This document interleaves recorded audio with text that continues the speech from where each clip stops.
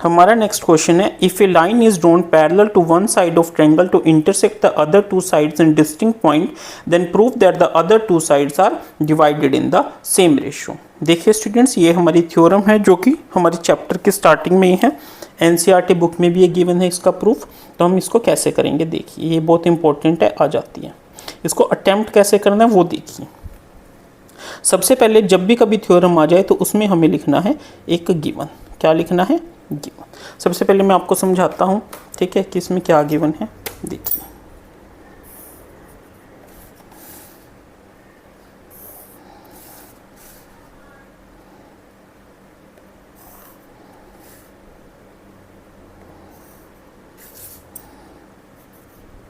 ठीक है, ये है ए, ये है बी, ये है सी, ये है डी, ये है ई। ठीक है, ये हमें क्या है? गिवन है। तो गिवन क्या है? Let A B C is a triangle, ये गिवन है हमें। A B C is a triangle such that two points D and C, D and E lies on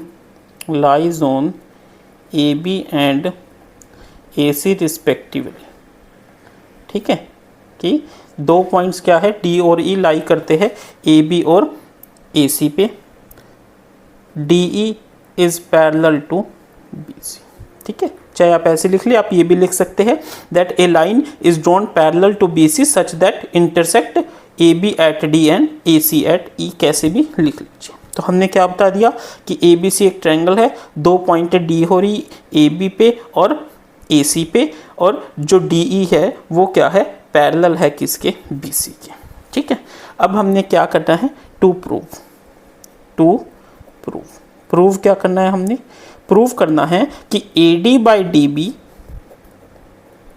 is equal to AE by AC। ठीक है, AD by DB is equal to AE by EC। अब हम क्या करेंगे? Construction. क्या करेंगे? Construction हमें क्या करनी है? देखिए कंस्ट्रक्शन हम क्या करेंगे? हम ज्वाइन कर देंगे। किसको ज्वाइन कर देंगे?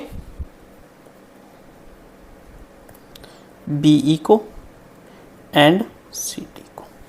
ठीक है, क्या किया हमने? ज्वाइन किया।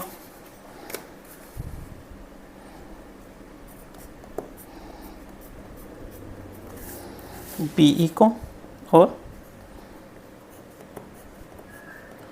CD को।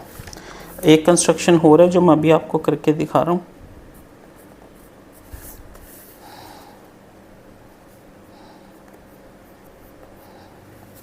ठीक है, पहली कंस्ट्रक्शन हमने क्या करी? ज्वाइन किया BE को CD को। और सेकंड कंस्ट्रक्शन हमने क्या करी? Draw DM perpendicular to AE and EN perpendicular ED। एक हमने DM परपेंडिकुलर लिया, इसको हमने ड्रॉ करा AE पे। ठीक है, और EN ये N है और इसको परपेंडिकुलर ड्रॉ करा इस पे। समझ आया स्टूडेंट? चलिए अब हम करते हैं प्रूफ। क्या करते हैं? प्रूफ।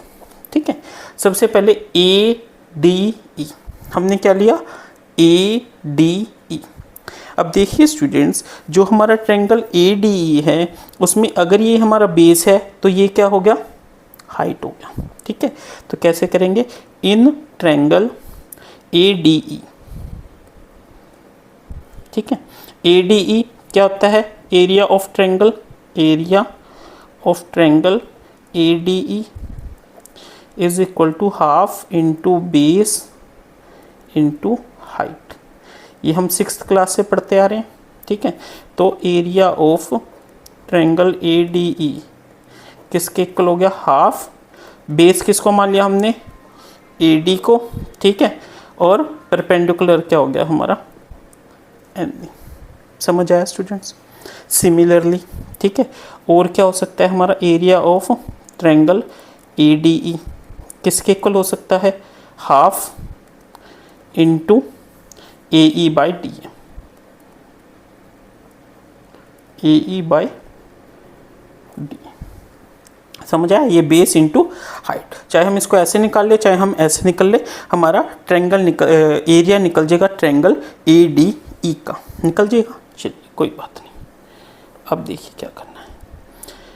अब इस ट्रायंगल को लीजिए, इन ट्रायंगल DBE, ठीक है, एरिया क्या हो जाएगा, वही half into base into height. अब देखिए स्टूडेंट्स, जो हमारा DBE है, ठीक है, इसमें हमारी हाइट क्या होगी, ठीक है। इसमें काफ़ी बच्चे क्या गलती करते हैं, जो हाइट है वो DE को ले लेते हैं, ऐसा नहीं होता, ठीक है। जब कभी भी आपने ट्रायंगल का चैप्टर पढ़ा होगा तो उसमें क्या होता है, देखिए, चाहे हमारा कोई भी हमारा ट्रायंगल हो, हम उसको एक्सटेंड करके 90 डिग्री जहाँ पे हमारा बनता है, जहाँ पे हमारा 90 डिग्री ले बनता है, वो हमारी हाइट मानी जाती है, ठीक है। वो क्या मानी जाती है, हमारी हाइट मानी जाती है। तो इस केस में क्या होगा, area of DBE half base क्या हो जाएगा, ये क्या हो जाएगा, ये BD, और हाइट क्या हो जाएगी, जहाँ से 90 डिग्री बन रहा है, NE। समझ आया स्टूडेंट्स?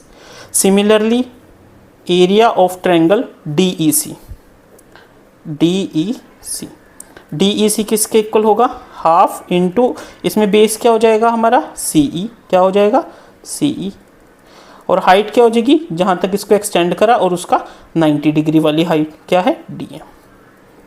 ठीक है स्टूडेंट्स, अब हमारे पास 1 2 3 4, ठीक है, ये हमारे पास क्या आ गई, इक्वेशंस आ गई, ठीक है।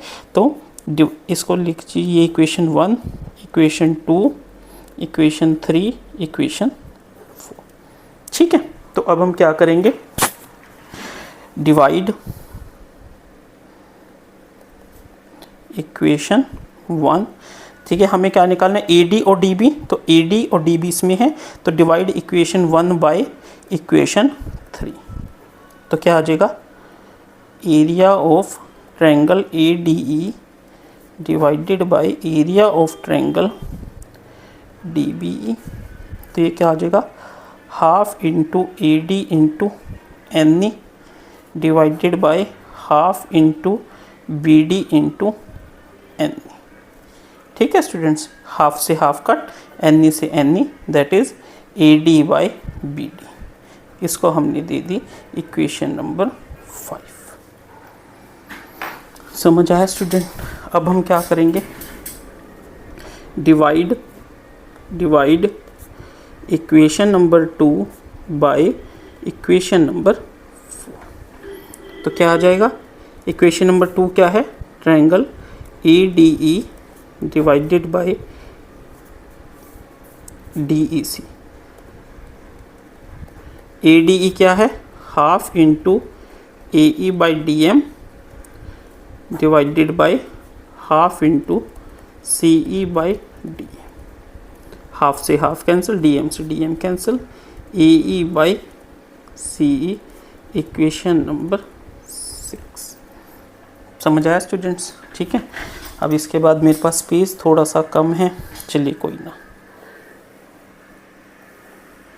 अब हम क्या करेंगे, देखिए, अब 5 और 6 इक्वेशन को हम देखते हैं। तो ADE ऊपर है, ADE ऊपर है, नीचे क्या है DBE, और नीचे क्या है DEC। तो DEB कौन सा हमारा, DEB, DEC।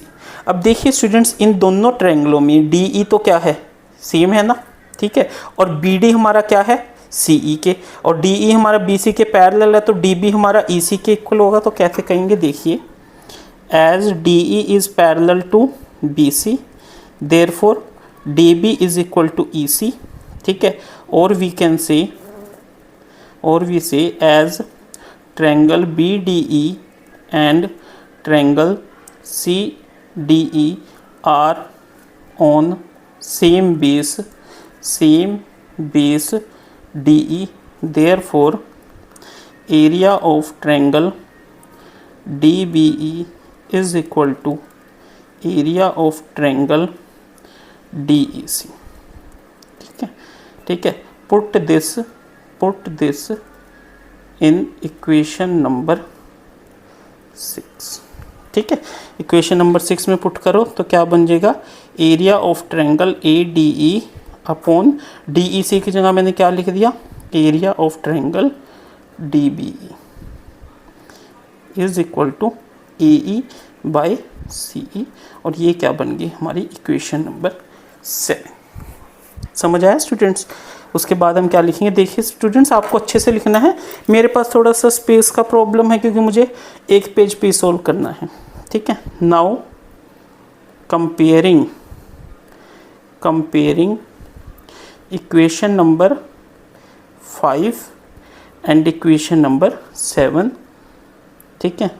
वी सी, देखिए अब इसकी भी लेफ्ट हैंड साइड और इसकी भी लेफ्ट हैंड साइड सेम हो गई, तो हम क्या कह सकते हैं, वी सी हमने यहाँ से क्या दिखा, A D by B D is equal to A E by C, ठीक है। और यही हमने प्रूव करना था, सो हेंस प्रूव्ड, ठीक है स्टूडेंट्स। तो आपने क्वेश्चन को इस तरीके से करना।